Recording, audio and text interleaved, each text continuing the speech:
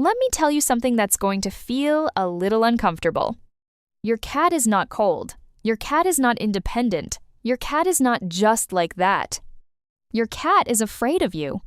Not terrified, not cowering under the bed afraid, but somewhere in their nervous system, every single day, you are registering as a mild threat, and they've simply learned to tolerate it.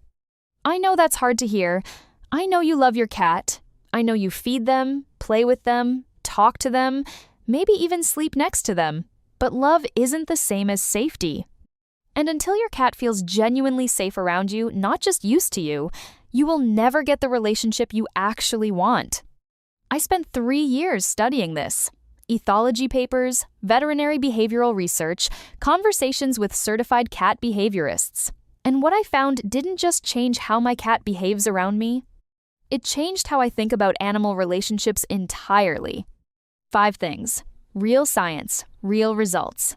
Let's go. Here's a fact that sounds almost too simple to matter and yet changes everything once you understand it. From your cat's eye level, you are a predator. Not because you're mean, not because you've ever hurt them, but because you are enormous. You move vertically and you approach from above. In the evolutionary history of the small cat, that is exactly what a hawk looks like, what an eagle looks like, what death looks like. And here's what makes this insidious. Your cat doesn't consciously decide to feel tense around you. It happens automatically, beneath the level of thought. The moment you loom over them, lean down to pet them from above, or walk toward them while standing at full height, a signal fires in their nervous system that says, large thing, moving fast, coming from above. Prepare. They don't bolt, they don't hiss, they just don't fully relax. Ever. I discovered this completely by accident. One night I was exhausted. I sat down on the kitchen floor, back against the cabinet, phone in hand. No agenda, not trying to bond with my cat. Not doing anything. Within 4 minutes, Masha, my cat, who had spent 2 years treating me like furniture she merely tolerated, walked across the room, sniffed my hand, and sat down against my leg. I didn't move. I barely breathed. And I thought, what just changed? The answer was geometry. The single most underrated thing you can do for your relationship with your cat is to get on the floor, not to play, not to hold out toys, just to exist at their altitude. Legs out, back against the couch, eyes not fixed on them. Give them the choice to approach. Cats that owners describe as permanently distant or not affectionate, in the vast majority of cases, they're not wired that way. They've simply never had a human who didn't loom. Start there. Tell me if this sounds familiar. You reach out to pet your cat. They let you for maybe 5-6 seconds. Then they walk away, and you think, they're just not that into it. But here's what's actually happening. Cats have specific zones on their bodies that are neurologically wired for social bonding. These aren't random. They are precisely the spots that cats cannot reach to groom themselves. The base of the skull, right behind the whisker pad on each cheek, under the chin where the jaw meets the neck, the base of the tail. In cat social groups, mutual grooming called allogrooming happens almost exclusively at these points. It's not just hygiene, it's how they establish and reinforce trust. When you scratch your cat in those exact locations, you're not just offering physical pleasure. You're performing a social role.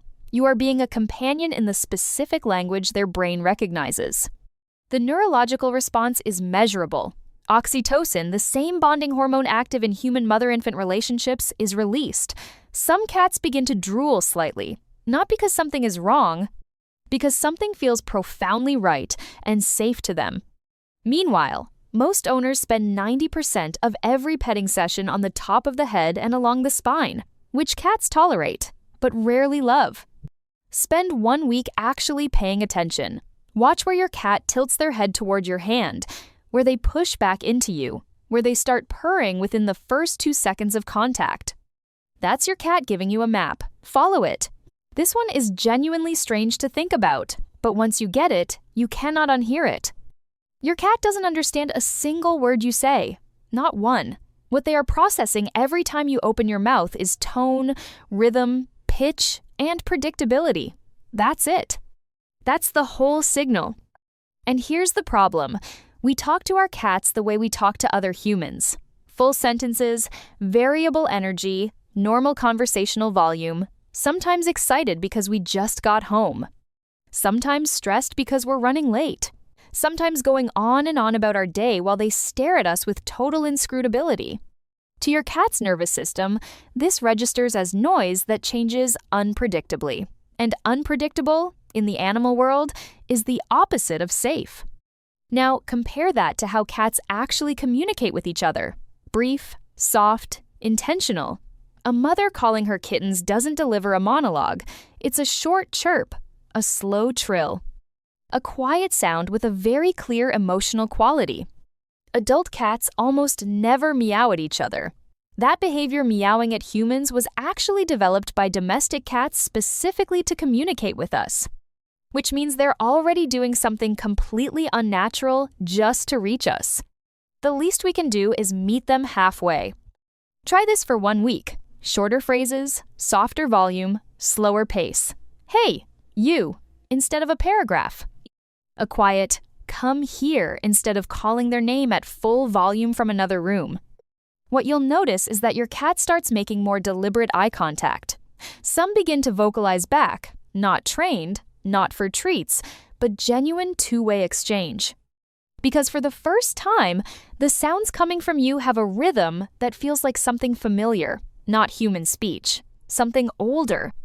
You fill the bowl, they eat, you feel like a good owner, and you are. But a study from the University of Lincoln peer-reviewed, published research found something that should fundamentally change how you do this.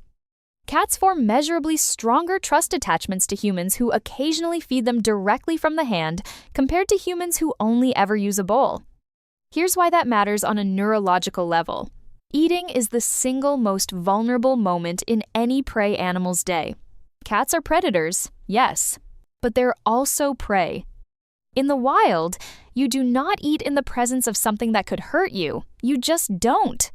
When your cat takes food from your open palm, their brain is not just saying food. It's saying, this being is safe enough that I can be completely exposed around them. And every time it happens, that neural pathway deepens. You don't need to do this every meal. Once a week is enough. A few pieces of kibble, a small treat.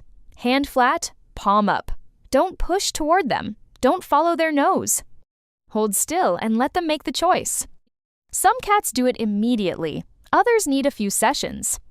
But if you do this consistently for 2 weeks and pay attention to how your cat looks at you outside of feeding time, the baseline ease in their body, the eye contact, the proximity, you will see something has shifted. It accumulates. Trust always does.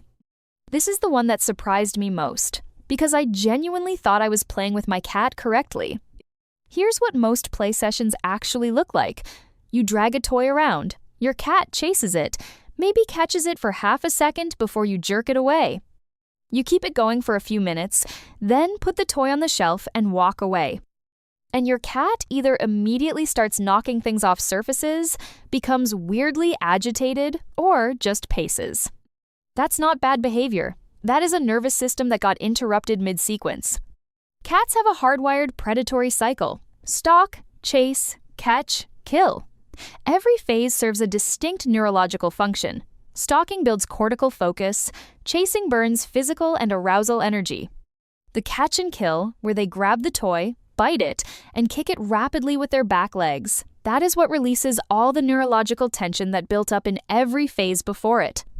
According to International Cat Care, cats who regularly fail to complete the full hunt cycle show significantly higher rates of anxiety, redirected aggression, and compulsive behavior. They're not misbehaving. They're stuck in a loop their brain never got to close. The fix. After 5 to 8 minutes of active chase, slow the toy down deliberately. Make it look injured. Let it twitch instead of sprint. Then hold it still and let your cat catch it. Hold it there while they bite and kick. Don't yank it away. Let them finish. Then this part matters. Stop the session entirely.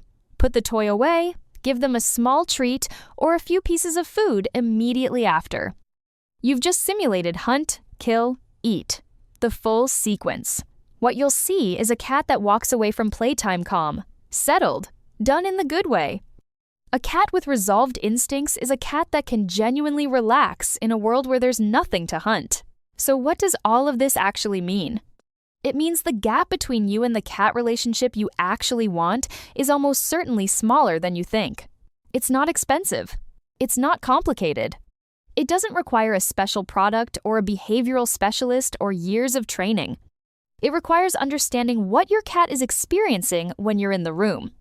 Are you a source of unpredictable noise and looming shadows? Or are you something calm, something at their level, something their nervous system has filed under safe? Your cat is already paying attention to all of it. The question is whether you are. Pick one thing from this list, the one that surprised you most. Try it every day for 2 weeks. Not once. Every day. Masha, the cat who used to leave the room when I walked in, is asleep on my feet right now. That's what consistent, informed attention actually looks like. It doesn't happen overnight, but it does happen.